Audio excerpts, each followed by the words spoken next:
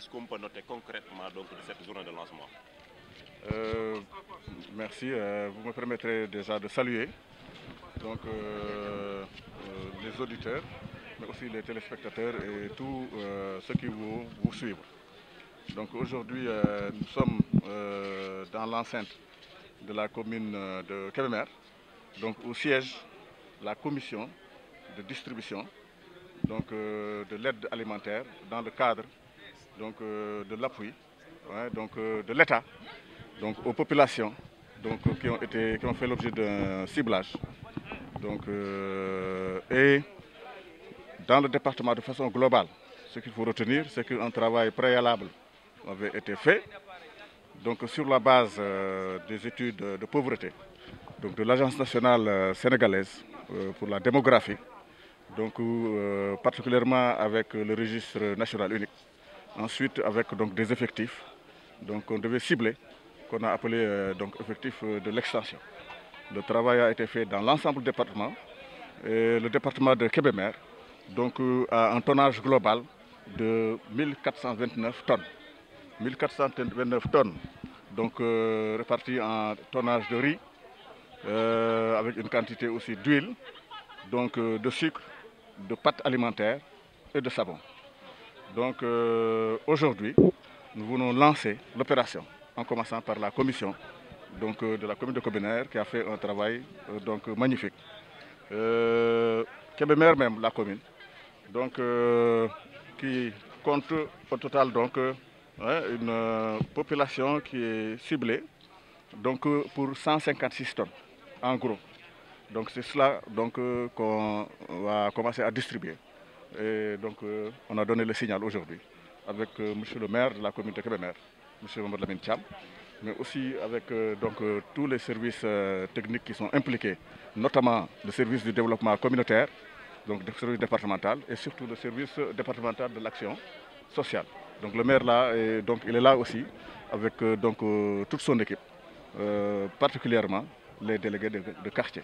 Donc on a commencé naturellement donc, par un quartier donné pour éviter donc, la forte affluence parce que nous sommes en période de Covid, donc il faut éviter les rassemblements. Donc voilà donc, ce qu'il faut expliquer. donc nga ñëw tey lancé séddale dund jóge ci nguur gi lu ñu mën a jàpp ci lancement bi. jërëjëf ngeen may ma nuyu ñoo xam ne yàlla donc mën nañu baaxee ñoom ñooy ñëw déglu ak seet donc lu ñuy def fii tey lu ñuy def nag il faut que ñu xëy na fàttali donc lëmu ndax fii ci département Kébémer donc comme ni ñu ko defee ci yeneen goxu Sénégal yëpp ci département yi donc dafa amoon benn liggéey boo xam ne dañ ko yéene woon muy ndimbal boo xam ne dañ koy andi donc ci population yi ndax Covid bi dafa am lu mu àndal nga xam ne donc am na ci yeneen ñoo xam ne mën na leen néewal doole ci seen liggéey wala ci leneen donc base bi doon donc fu ñu teg tànk bi mooy lu ñu tuddee registre national unique nga xam ne agence nationale bu statistique ak démographie moo ko defoon donc mu am ñeneen nag ñun ci yokk donc ci département de donc Kébémer donc ñun ñu jébbal ñu donc junni ci tonne ak ñeenti téeméer ak ñaar fukk ak juróom-ñeent te loolu nag dafa lamb lépp luy ceeb di diw di suukar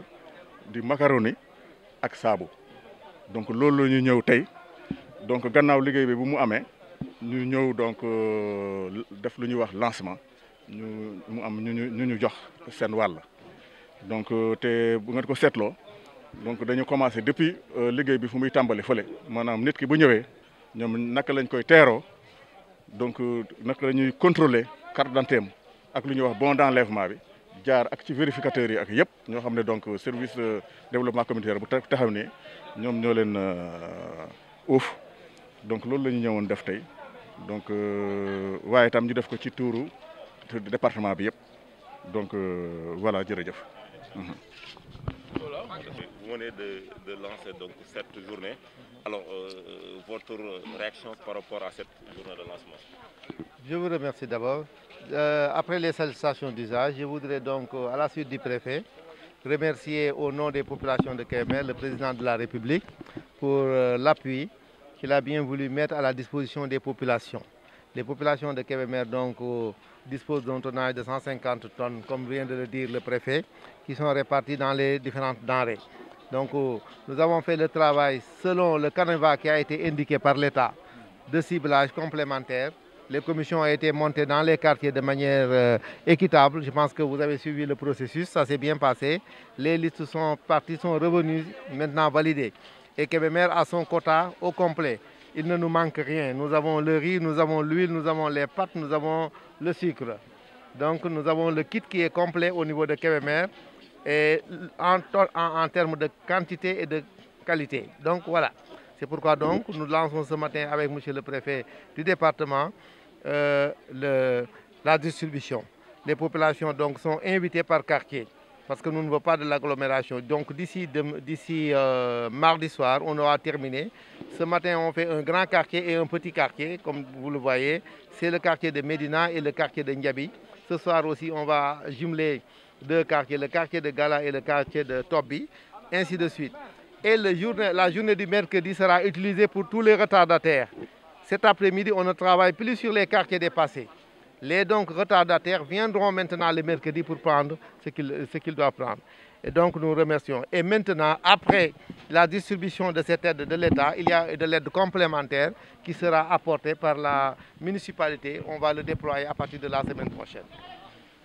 Alors ci wolof rek. voilà ñëwaat ci dund beeg yooyu. voilà kon maa ngi leen di gërëm ci ñëw bi ngeen ñëw di nuyu préfet ci sama tour ak turu équipe municipale bi yëpp ak turu population Kébémer di taxaw tey jii nii fii ñu taxaw di gërëm le président de la République le président Macky Sall pour l'aide qu'il a voulu vraiment octroyer aux populations et particulièrement aux populations de Kébémer.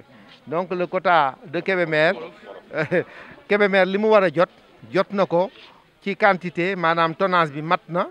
li ñu war a jot itam ci bu dee dugub bu dee ceeb quantité bi mat na bu dee dëwlin ji mat na bu dee pat bi mat na saabu bi itam mat na manqué wuñu dara kon ci li ñu war a jot looloo tax ñu tàmbali ko distribuer tey jii nii quartier yëpp ñu jox nañ leen seen bon yi nga xam ne si moom la ku nekk am nga sa bon sa chef de quartier distribuer na la ko loolu moo tax tey ñu leen di woo par ñaari quartier la ñuy joxe tey ci suba ak ci ngoon bu ñu demee ba àllarba nag ñi nga xam ne si dañoo tardé te ñëwuñu woon tey wala ñëwuñu suba ñooñu la ñuy tàmbalee àggaleel kon daal loolu mooy li nga xam ne si moo fiy xew bu ñu paree nag ndimbal boobu nga xam ne si président de la République nguur gi indi na ko am na loo xam ne si maire bi itam dana ko indi toftal ko ci pour ñi nga xam ne si jotuñoo am te waroon te yaakaar ni war nañoo am ñu jot leen du tolloo nag ak li président joxe wante daal dana nekk loo xam ne si rek mooy sunu doole ñu dolli ko ci pour mottali di wax rek ni incha allahu rabbi quartier bu ñu woowul bul ñëw na nga xaar ba sa tour jot nga doog a ñëw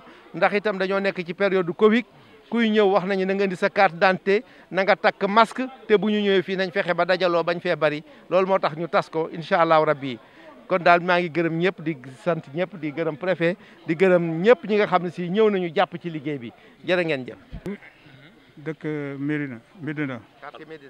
quartier Médina. xanaa jël si li ñu doon joxe. waaw jot naa. jot naa suukar ak ceeb dawlin saabu ak macaroni def naa noonu la toll de xanaa jotaguma. waaw ban réaction nga am ginnaaw plusieurs mois ñu waxal leen ko tey ñu jox leen ko ban yëg-yëg nga am ci li ñu la jox.